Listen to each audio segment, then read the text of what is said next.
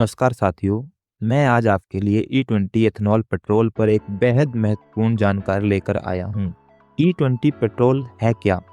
इसके फायदे और नुकसान क्या हैं और इसका आपकी बाइक या कार पर क्या असर पड़ेगा? आइए विस्तार से जानते हैं। जैसा कि आप सबको पता है, ईरान और अमेरिका युद्ध की वजह से भारी ऊर्जा संकट पैदा हो गया है।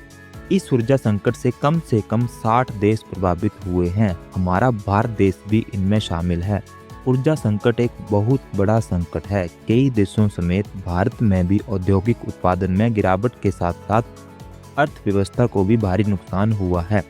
हालांकि अभी बातचीत और समझौते से युद्ध को टालने की कोशिश की जा रही है और स्टेट ऑफ हॉर्मोन को खोल दिया गया है। कमर्शियल जहाज़ों और टैंकों की आवाजाही शुरू हो गई है। इसी बीच भारत में ऊर्जा संकट से निपटने के लिए सरकार कई प्रयास कर रही है। अभी हाल ही में भारत के ट्रांसपोर्ट मिनिस्टर नितिन गडकरी ने गाड़ियों में फ्यूल के रूप में E100 मीन 100% एथनॉल के उपयोग के लिए मंजूरी दे दी है। बहुत जल्द Toyota, Maruti Suzuki, hyundai, MG जैसी कंपनियां जो कि पहले ही ऑटोमोबाइल सेक्टर में महारत हासिल कर चुकी हैं, वो भी अब E20 फ्यूल व्हीकल लॉन्च कर सकती हैं। गडकरी ने नागपुर में आयोजित चीनी एथनॉल और बायो एनर्जी इंडिया सम्मेलन के दौरान कहा कि उन्होंने E100 फ्यूल को कानूनी रूप से मान्यता देने वाली फाइल पर हस्ताक्षर कर दिए हैं। इथेनॉल होता क्या है, आइए इसके बारे में जानते हैं और ये कैसे बनाया जाता है। E10, E20 क्या है तथा इसके क्या फायदेमंद और क्या नुकसान हैं, इससे व्हीकल को क्या क्या नुकसान हो सकते हैं और माइलेज पर इसका क्या असर पड़ेगा, आइए विस्तार से जानते हैं। इथेनॉल एक जैविक बायोफ्यूल है जो कृषि उत्पादों में मजबूत शर्करा और स्टार्च से बनाया जाता है। देश में इसे गन्ने, चावल या मक्के से तैयार किया जाता है। इसे बनाने के लिए सबसे पहले मक्का, गन्ने का रस, शीरा व अन्य स्टार्च युक्त फसल को एथनॉल प्लांट में लाया जाता है और अगर मक्का का इस्तेमाल कर रहे हैं तो उसे बारीक पीसकर आटे जैसी अवस्था में बदलकर साइड में लाया जाता है। फिर पिसे हुए मक्के या फिर अन्य कोई कच्चा माल पानी में साथ मिलाकर एक मिश्रण तैयार किया जाता है जिसे एलरी कहते हैं। इसके बाद तापमान और pH लेवल को नियंत्रित किया जाता है।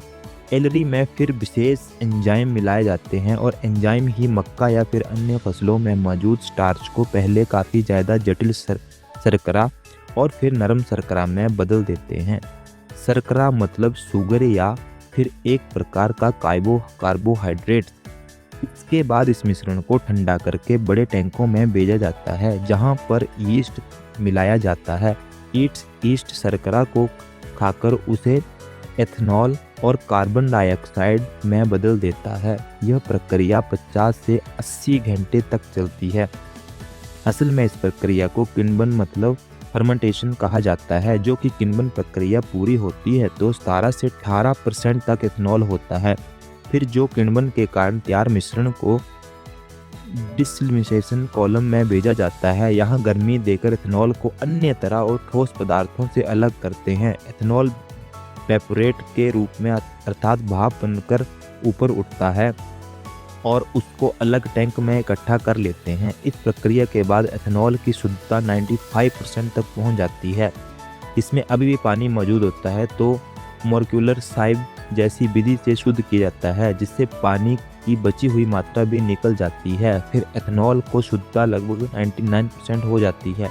फिर इसे बड़े स्टोरेज टैंकों में रखा जाता है और फिर टैंकर में या बड़े कंटेनर में से जहाज या फिर रेल के माध्यम से पूरे देश में आपूर्ति की जाती है। एक रिपोर्ट के अनुसार 2025 तक एथनॉल की उत्पादन क्षमता 1953 करोड़ लीटर प्रति वर्ष थी और 2026 में ये आंकड़ा 2000 करोड़ लीटर पार कर गया है। अक्सर हम देखते हैं कि फ्यूल टैंक के ढक्कन पर E10, E20 लिखा होता है। ये एथनॉल ब्लेंडिंग से जुड़ा विषय है। एथनॉल ब्लेंडिंग का मतलब पेट्रोल में एथनॉल मिलाना है। एथनॉल एक निश्चित अनुपात में पेट्रोल में मिलाया जाता है। जैसे E10 का मतलब है कि उसमें 90% पेट्रोल है और 10% एथनॉल, और E20 का मतलब है 80% पेट्रोल और 20% एथनॉल। और अब नितिन गडकरी ने E100 इंट्रोड्यूस किया है जिससे 100% इथेनॉल होगा। जिस तरह से पेट्रोल का दाम बढ़ रहा है और डीजल का भविष्य धुंधला है और इलेक्ट्रिकल व्हीकल उतने ज़्यादा इफेक्टिव नहीं हैं, तभी भारत को यह फैसला लेना पड़ रहा है कि एथेनॉल को इन सबसे रिफिल किया जाए। परंतु क्या ये जनता के लिए लिया गया फैसला सही है?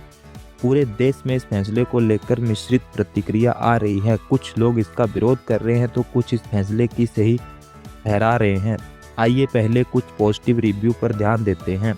कई लोगों का मानना है कि इसमें भारत का विदेशी मुद्रा भंडार बचता है और साथ ही साथ हमारे किसानों को गन्ने मक्के की खेतों के लिए बढ़ावा मिलता है। पर्यावरण के प्रति कुछ जागरूक लोगों का मानना है कि इथेनॉल का इस्तेमाल पेट्रोल की अपेक्षा कम कार्बन उत्सर्जन करेगा। अब जानते हैं कि इसके नुकसान क्या क्या सामने आ रहे हैं। पुराने वाहनों के मालिकों का मानना है कि E20 मिले पेट्रोल से गाड़ियों का माइलेज भी कम हो गया है और इस कारण खर्चा बढ़ गया है।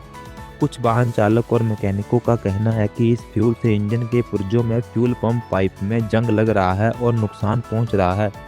सबसे महत्वपूर्ण मुद्दा तो ये है कि इथेनॉल बनाने के लिए भारी मात्रा में पानी की खपत हो रही है और हमारा देश जो कि पहले से ही जल संकट से जूझ रहा है, वहाँ पानी से ज़्यादा यूज से संकट और बढ़ सकता है।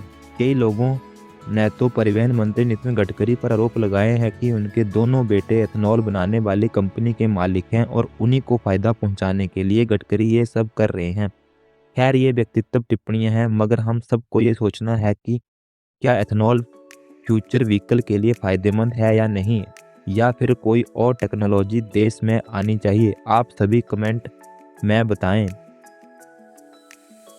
और उम्मीद है आपको ये वीडियो पसंद आई होगी। वीडियो को लाइक करें, अपने दोस्तों के साथ शेयर करें और चैनल को सब्सक्राइब करना ना भूलें। धन्यवाद।